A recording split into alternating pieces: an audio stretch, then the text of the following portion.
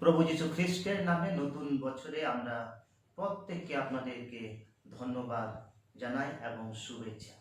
আজকে নিয়মিত শাস্ত্র পাঠ যা পাই আমরা যোহন লিখিত সুসমাচার তার প্রথম অধ্যায় 9 থেকে 18 পদ। সাধু যোহন লিখিত সুসমাচার তার 1 অধ্যায় পাঠের আরম্ভ 9 পদ।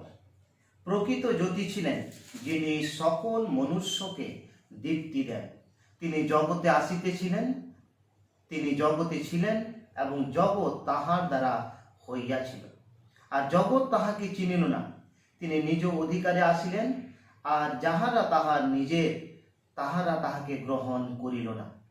কিন্তু যত লোক তাহাকে গ্রহণ করিল, সেই সকলকে যাহারা তাহার নামে বিশ্বাস করে তাহাদেরকে তিনি ঈশ্বরের সন্তান হইবার ক্ষমতা দিলেন। তাহারা রক্ত হইতে নয়, মাংসের ইচ্ছা হইতে নয়, মনুষ্যের ইচ্ছা হইতেও নয়, কিন্তু ঈশ্বর হইতে জাত। আর সেই বাক্য মাংসে মূর্তিমান হইলেন এবং আমাদের মধ্যে প্রবাস করিলেন, আর আমরা তাহার মহিমা দেখিলাম, যেমন পিতা হইতে আগত এক জাতের মহিমা। তিনি অনুগ্রহে ও সত্যে পূর্ণ। যোহন তাহার বিষয়ে সাক্ষ্য দিলেন আর উচ্চস্বরে বলিলেন, ইনি সেই ব্যক্তি যাহার বিষয়ে আমি বলিয়াছি। যিনি আমার পশ্চাৎ আসিতেছেন, তিনি আমার অগ্রগণ্য হইলেন, কেননা তিনি আমার পূর্বে ছিলেন। কারণ তাহার পূর্ণতা হইতে আমরা সকলে পাইয়াছি, আর অনুগ্রহের উপরে অনুগ্রহ পাইয়াছি। কারণ ব্যবস্থা মসি দ্বারা দত্ত হইয়াছিল, অনুগ্রহ ও সত্য যীশু খ্রিস্ট দ্বারা উপস্থিত হইয়াছে। ঈশ্বরকে কেহ দেখে নাই, একজাত পুত্র যিনি পিতার ক্রোড়ে থাকেন, তিনি তাহাকে প্রকাশ করিয়াছেন। আজকের আমাদের মূল বিষয় হচ্ছে আমরা খ্রিস্টের সঙ্গে তার পুত্রত্বের অংশীদার। খ্রিস্টের সঙ্গে তার পুত্রত্বের অংশীদার। আমরা যদি সাধু যোহন লিখিত সুসমাচার দেখি, এখানে বিশেষ করে প্রথম অধ্যায়ে এবং সাধু যোহন একজন প্রভু যীশু খ্রিস্টের বিশেষ এবং খুব কাছের শিষ্য ছিলেন।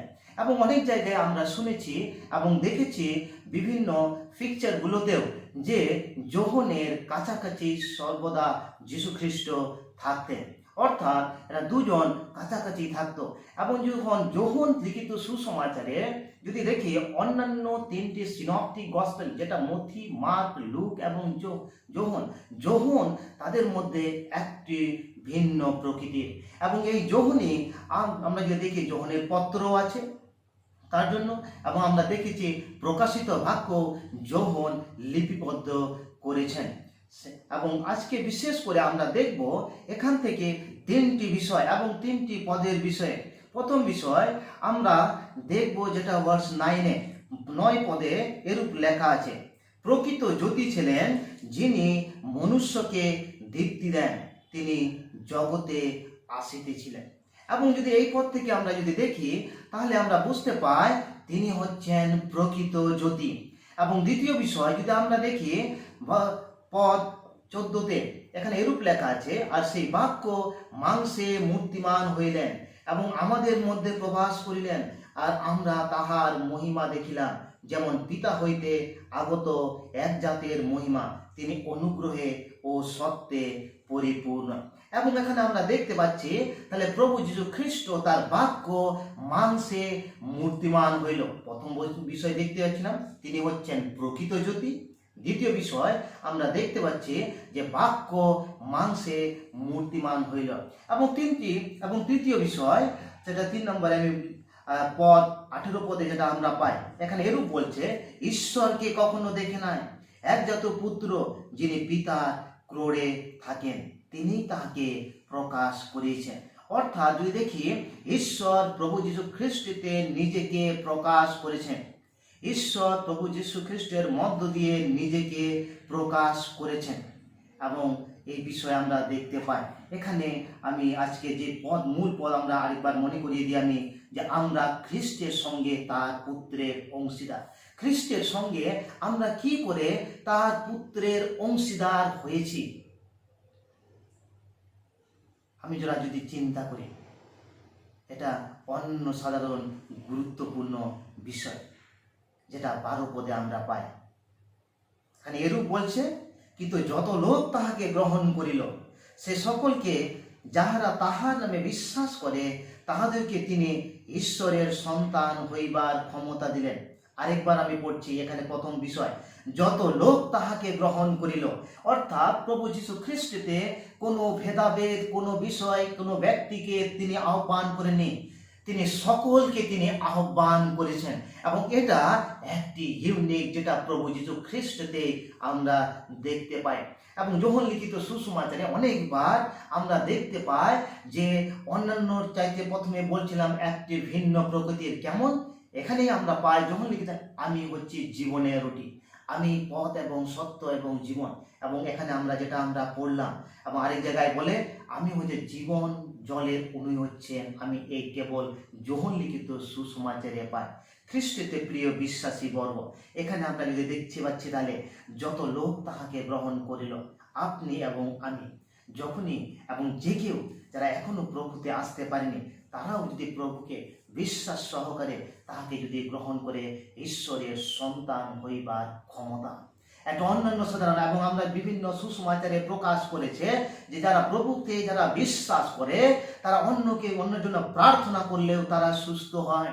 এবং সাধু পৌলও বিভিন্নভাবে তার সেবা কার্যে আমরা দেখতে পেয়েছি এবং জানি তিনি বিভিন্ন জায়গায় প্রভু যীশু খ্রিস্টের সুসমাচার যেখানে নিয়ে গিয়েছিলেন, সেখানেও তা ঈশ্বরের নামে, প্রভু যীশু খ্রিস্টের নামে আশ্চর্য কার্য সাধন হয়েছিল।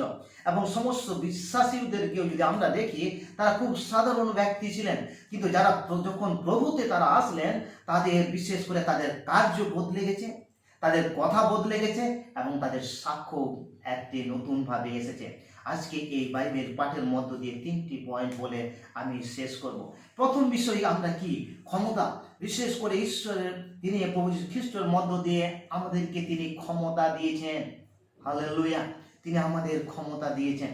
এবং প্রথম বিষয়, যারা প্রভু যীশু খ্রিস্টকে গ্রহণ করে অন্তত 3টি বিষয় অবশ্যই পরিবর্তন হওয়ার দরকার আছে, এখান থেকে আমি পেয়েছি এবং আমি উৎসাহিত করি। হয়তো এখান থেকে আমরা প্রত্যেকেই কিছু বিষয় শিখব। প্রথম বিষয় হচ্ছে আমাদের কার্য। যারা প্রভু যীশু খ্রিস্টকে যারা বিশ্বাস করে, তারা গ্রহণ করেন, তাদের কার্যের ভাগ বদলে যায়। আগে হয়তো তারা অন্যরকম কার্য করছিল, কিন্তু যারা প্রভুকে আসার পরে তারা খ্রিস্ট তাদের কার্য অবশ্যই বদলাবে। এবং আমার বাবা এক সময় আমাকে বলতেন যে কি করে খ্রিস্টকে আমরা প্রচার করব। তিনি বলছিলেন যে তুমি যে খ্রিস্টের কার্য করছো সেটা তুমি বলবে না, কিন্তু তোমার পারিপার্শ্বিক লোকেরা বলবে যে তুমি তোমার কার্য দেখেই তোমাকে বিশ্বাস করবে, তোমার কার্য দেখেই লোকেরা প্রভুতে আসবে। এবং যারা খ্রিস্টকে বিশ্বাস করে গ্রহণ করেছে, যারা তারা আমরা সন্তান, তিনি আমাদের অংশীদার করিয়েছেন প্রভু যীশু খ্রিস্টের মধ্য দিয়ে, আমাদের কার্য খুবই গুরুত্বপূর্ণ খ্রিস্টতে প্রিয় বিশ্বাসী বর্গ। এবং দ্বিতীয় বিষয় হচ্ছে বাক্য। আমরা যদি মার্ক লিখিত সুসমাচার 13 অধ্যায় 31 পদে দেখি, যে সেখানে বলছে আকাশ ও পৃথিবীর লোপ হয়ে যাবে, কিন্তু ঈশ্বরের বাক্যের কখনো লোপ হইবে না। এবং যদি আমরা দেখি বিশেষ করে যে গীত সংহিতা 1ম অধ্যায়ে, যে ব্যক্তি দিবারাত্র তাহার বাক্য ধ্যান করে, সেই জলস্রোতের তীরে রোপিত বৃক্ষের ন্যায়, যা যথা সময়ে ফল দেয়, তার পত্র ম্লান হয় না, আর সে যা কিছু করে তাহাতে কৃতকার্য হয়। যখন আমরা যদি দেখি যোশুয়া পুস্তকে, মোশি যখন যোশুকে তার নেতৃত্ব দিচ্ছেন, তাকে তিনি এই ঈশ্বরের বাক্য, সেই নিয়মকেই তাকে দিচ্ছেন, যে এই বাক্যতে যদি তিনি থাকেন, তাহলে সমস্ত কিছু তার উঁচু নিচু পথ এবং লোকেদেরকে নেতৃত্ব দেওয়ার, এটাই তিনি গাইড করবেন, এটাই তিনি পরিচালনা করবেন। প্রথম বিষয় বলছেন যারা খ্রিস্টকে যারা গ্রহণ করেছে, আমাদের কার্য। দ্বিতীয় হচ্ছে আমাদের জীবনে তার বাক্যর সঙ্গে আমাদের জীবনের মিল। এবং তৃতীয় বিষয় বলে আমি শেষ করব, যেখানে আমরা এখানে পাই যে উইটনেস। এখানে যোহন সাক্ষ্য দিচ্ছেন, এখানে বলছেন যোহন তাহার বিষয়ে সাক্ষ্য দিলেন আর উচ্চস্বরে বলিলেন, ইনি সেই ব্যক্তি, তাহার বিষয়ে আমি বলিয়াছি, যিনি আমার পশ্চাৎ আসিতেছেন, তিনি আমার অগ্রগণ্য হইলেন, কেননা তিনি আমার পূর্বে ছিলেন। কেননা তাহার পূর্ণতা হইতে আমরা সকলেই পাইয়াছি, আর অনুগ্রহের উপরে অনুগ্রহ পাইয়াছি। কারণ ব্যবস্থা মসি দ্বারা দত্ত হইয়াছিল, অনুগ্রহ ও সত্যে যীশু খ্রিস্ট দ্বারা উপস্থিত হইয়াছে। এখানে এই যখন বাপ্তাইজক তিনি সাক্ষ্য দিচ্ছেন কার বিষয়ে? কেবল একজনের বিষয়ে সাক্ষ্য দিচ্ছেন, প্রভু যীশু খ্রিস্টের বিষয়ে। যদি আমরা দেখি প্রেরিত পুস্তক তার 1:8, যিশু তার শিষ্যদেরকে বলছে, সে পুনরুত্থানের পর যখন তোমাদের উপর শক্তি আসিবে, তখন জেরুসালেম, সমরিয়া, জিহুদা এবং পৃথিবীর প্রান্ত পর্যন্ত আমার সাক্ষী হইবে। আজকে সেই সাক্ষ্য, আজ থেকে আমরা যদি ইতিহাস দেখি, সেই বইয়ে লিপিবদ্ধ আছে। যখন 50 AD সাধু থোমা এই ভারতবর্ষে তিনি এসেছিলেন, তিনি সাক্ষ্য দিয়েছিলেন এবং সাক্ষ্যের জন্য তার জীবনকে দিতে হয়েছিল। খ্রিস্টতে প্রিয় বিশ্বাসী বর্গ, আমাদের জীবনে যখন সাক্ষ্য বহন করব প্রভু যীশু খ্রিস্টে, তখন হয়তো অনেক পরিস্থিতির মধ্যে পড়তে হবে, কিন্তু কারণ এটা বলছিলাম আমাদের মূল বিষয়, আমরা খ্রিস্টের সঙ্গে আর পুত্রত্বের অংশীদার হয়েছি। এটা কি আশীর্বাদের বিষয় নয়? আমরা পুত্রের, খ্রিস্টের অংশীদার। যখন আমরা এই পৃথিবীতে থাকব, তারপরে তিনি আমাদের সেই স্বর্গীয় অনন্ত জীবনের সুখ তিনি আমাদের দিয়েছেন, এবং সেই বিষয় যেন এখনো আমরা উপলব্ধি করি। ঈশ্বর আমাদের প্রত্যেককে আশীর্বাদ করুন। প্রত্যেকে জয় যিশু।